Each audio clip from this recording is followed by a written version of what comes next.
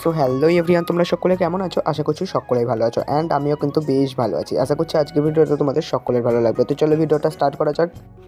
এর আগের দিন তোমাদের সঙ্গে শেয়ার করেছিলাম দুটো গাছ এনেছি, তার মধ্যে একটা ভোগানভেলিয়া, একটা নীল জবা গাছ।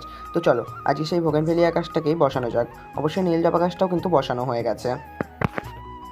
সবার প্রথমে কিন্তু আমি ঝুরঝুরে বাগানের মাটি নিয়ে নিয়েছি, তার সঙ্গে মেশানো রয়েছে বালি এবং ছাই। তার সঙ্গে আমি কিন্তু নিয়ে নিচ্ছি পাতা পচা সার, যেগুলো আমি কিন্তু অনেক দিন ধরে পাতা পচিয়ে নিয়েছি। আর দেখতে পাচ্ছ কতটা ঝুরঝুরে এই পাতা পচা সারগুলো।